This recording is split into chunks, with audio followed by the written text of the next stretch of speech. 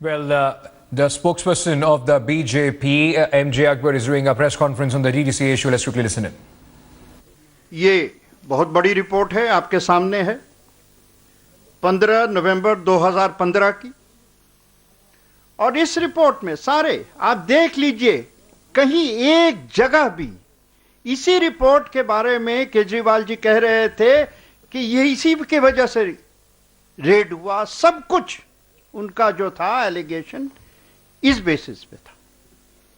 और अब इसमें अरुण जेटली जी का फिर मैं दोहराता हूं, ना नाम है ना कोई इशारा है।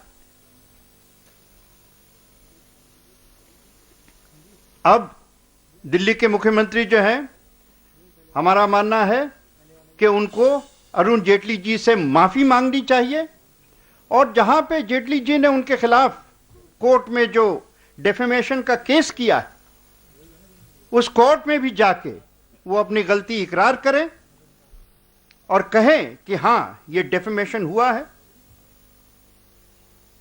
और ये भी जोड़ दें कि उनकी ही टीम ने, यानी उनकी ही इंक्वायरी कमेटी ने अपने इन्वेस्टिगेशन के बाद ये साफ कर दिया कि जेटली जी के ऊपर किसी किस्म का इल्जाम साबित नहीं होता है। अपने प्रेस कॉन्फ्रेंस में केजरीवाल साहब कह रहे थे कि अरुण जेटली जी फंसेंगे, लेकिन जब सच्चाई निकल आई तो ये पता चला कि फंसने वाले केजरीवाल जी खुद हैं, क्योंकि जेटली जी ने कोई गलती नहीं की और केजरीवाल जी ने, मैं समझता हूं कि हर गलती की है। अब इधर उधर से कुछ किस्म के बहाने निकाले जा रहे हैं, कुछ किस्म के तर्क दिए जा रहे हैं। कहीं से मैं सुन रहा हूं कि वो कह रहे हैं कि भाई ये जो इन्वेस्टिगेशन था, ये it was not meant to look into accusations against particular persons. अब ये सब बहाने बनाए जा रहे हैं। अगर नहीं है तो फिर इस रिपोर्ट में और लोगों के नाम क्यों हैं?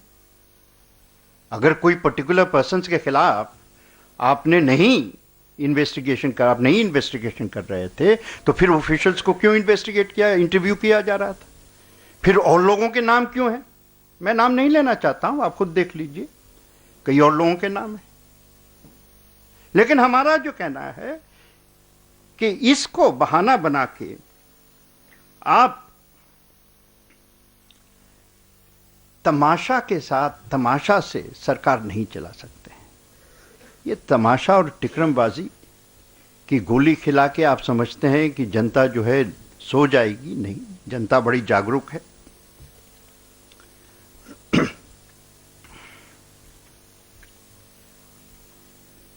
आपको इस संदर्भ में एक कोट में देना चाहता हूं कि इस जो इंक्वायरी रिपोर्ट थी, इसका मैंडेट था summary of the irregularities stroke wrongdoings if any by the DDCA, its official and members।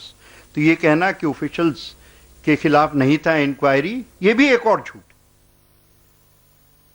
यानी कि हर तरह से, हर तरीके से, हर किनारे से, हर तरफ से आपने हर तरह की खोज करवा दी, इंक्वायरी करवा दी। अब वक्त आ गया है कि आप इकरार कर लें, मान लें कि आपको केजरीवाल जी को, अरुण जेटली जी को पब्लिकली माफी मांगना चाहिए और कोर्ट में जाके इकरार करना चाहिए कि उनसे वाकई क्रिमिनल डेफेमेशन हुआ है। श्रीकांत जी, आप कुछ?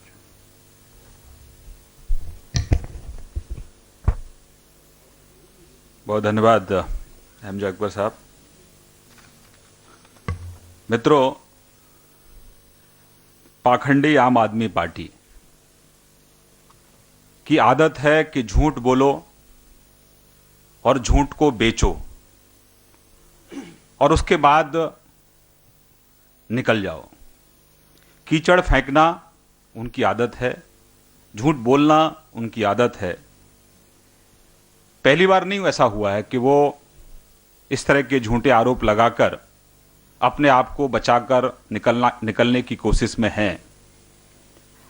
केजरीवाल साहब, दिल्ली की जनता आपसे इतना पूछना चाहती है कि आप रामलीला मैदान में तिरंगा झंडा लेकर बड़े बड़े नारे लगाते थे, बहुत लंबे लंबे भाषण करते थे। भ्रष्टाचार एक बड़ा मुद्दा आपके लिए था कि भ्रष्टाचार को इस देश से जड़ समेत समाप्त करना है। और क्या ऐसी वजह हुई कि दिल्ली की सत्ता पर काबिज होते होते आपकी चाल बदल गई, आपका चरित्र बदल गया, आपका चेहरा बदल गया, आपकी बोली बदल गई, आपके काम करने का तरीका बदल गया? भ्रष्टाचार के खिलाफ आवाज बुलंद करते करते, भ्रष्टाचार के खिलाफ प्रोटेस्ट करते करते आखिर क्यों आप गलत लोगों को और भ्रष्टाचारियों को आप प्रोटेक्ट करने लग गए? हमेशा अपनी गलती के लिए केंद्र को जिम्मेदार मानना, हमेशा अपनी गलती के लिए दिल्ली के लेफ्टिनेंट गवर्नर को कटघरे में खड़ा करना आपकी आदत सी हो गई है।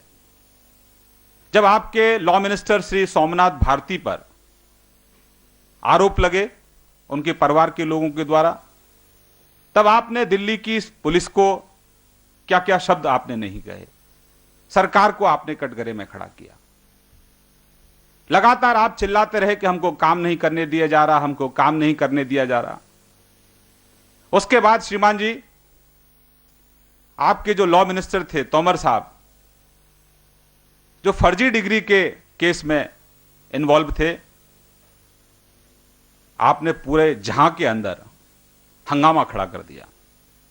आपने पुलिस पर अनर्गल आरोप लगाए, आपने मोदी साहब पर अनर्गल आरोप लगाए, लेकिन आखिरकार वो जेल गए। आपने माफी मांगी और आप झूठे आरोप लगाकर आप भी जेल की हवा खा के आ चुके हैं, लेकिन आपके व्यवहार में कोई बदलाव नहीं आया। देश के वित्त मंत्री श्री अरुण जेटली जी का जीवन बड़ा प्रामाणिक जीवन रहा है। उनकी साफ सुथरी इमेज है। उन्होंने अपने सार्वजनिक जीवन में अपना एक सिद्धांत स्थापित किया है। आज तक इस देश में उनकी ईमानदारी पर कोई उंगली नहीं उठा पाया, लेकिन आप अपने प्रधान सचिव को बचाने के लिए इस स्तर तक आप गिर गए कि आपने एक ईमानदार व्यक्ति के ऊपर सवाल खड़े कर दिए और झूठे और मनगढ़ंत आपने आरोप लगाए। आपने चिल्ला चिल्ला कर कहा कि सीबीआई की रेड मेरे कार्यालय पर हुई है, जबकि आपने अपने कैबिनेट नोट में इस बात का जिक्र किया है कि सीबीआई की रेड आपके प्रधान सचिव के दफ्तर पर हुई। यानी कि आप मीडिया में कुछ और कहते हैं, लेकिन जब लिखने की बारी आती है रिकॉर्ड पर, तो आप सच लिखते हैं। और आपने चिल्ला चिल्ला कर कहा, देश की मीडिया को आपने कहा कि सीबीआई मेरे अधिकारी के यहां नहीं आई, सीबीआई डीडीसी की फाइल को लेने आई। अरे राजनीति का इतना स्तर मत गिराओ।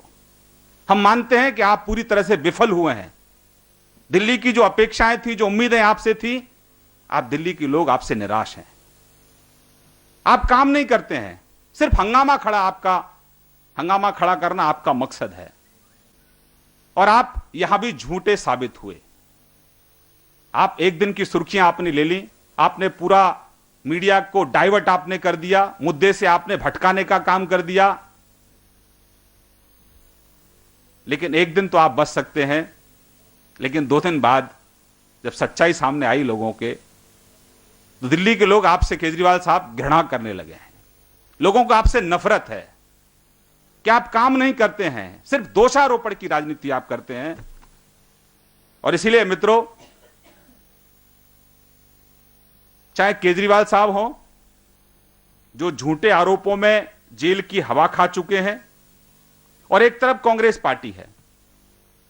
कांग्रेस पार्टी 5,000 करोड़ के फ्रॉड में जमानत पर है। ये हमारे आरोप नहीं है, ये भारतीय जनता पार्टी के आरोप नहीं है। झूठ बोलने के आरोप में केजरीवाल साहब जेल जा चुके हैं, यह भी तथ्य है। 50,000 करोड़ के 5,000 करोड़ के, माफ करना, फ्रॉड में श्रीमती सोनिया जी को, श्री राहुल जी को कोर्ट के द्वारा जमानत मिली है। आप जमानत पर हैं, आप आरोपी हैं। आप इस बौखलाहट में इस देश की सरकार की, देश के प्रधानमंत्री जी की, देश के वित्त मंत्री जी की आप छवि खराब करने की कोशिश कर रहे हैं एक राजनीतिक पॉलिटिकल प्रोपेगेंडा के तहत। अब तक जितने भी आपने आरोप लगाए उन सब में श्रीमान राहुल जी और आपके हम उम्र, आपके समकक्ष, आपकी ही पार्टी के समर्थक, आपके ही सहयोगी केजरीवाल साहब अलग नहीं है। केजरीवाल जी और राहुल जी की पार्टी दोनों एक हैं। हिंदी में एक मुहावरा है, चोर चोर मुसेरे भाई। इस मुहावरे को वो सही साबित करते हैं। जहां भ्रष्टाचार की बात आती है दोनों एक हो जाते हैं। और केजरीवाल साहब की प्रशंसा में तो जितना कहा जाए उतना कम। पहले कहते थे कि मैं सरकारी गाड़ी नहीं लूंगा, कहते थे कि मैं दफ्तर नहीं लूंगा,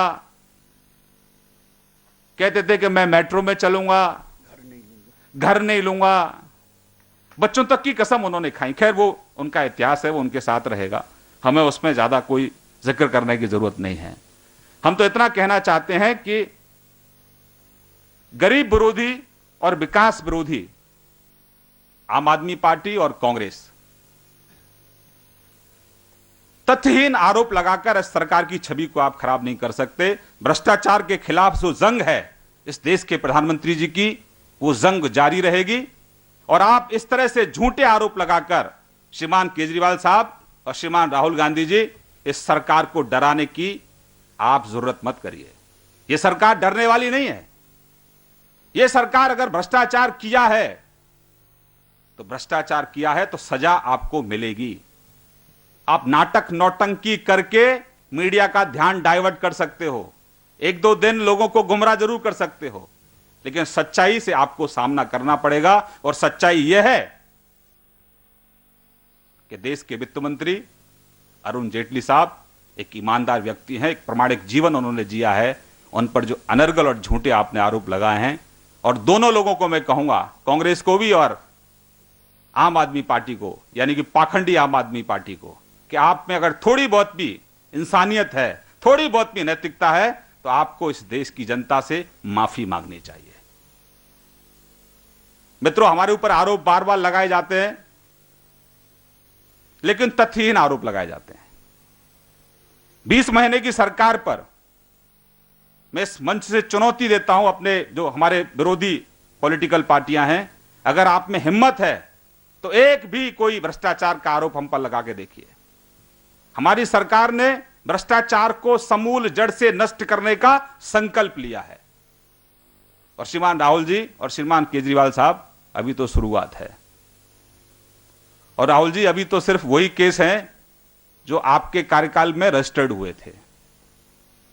श्रीमान केजरीवाल साहब, अभी तो आपके ही पाप सामने आ रहे हैं। जिन लोगों को आप बचाते रहे हैं वो जेल भी जा रहे हैं।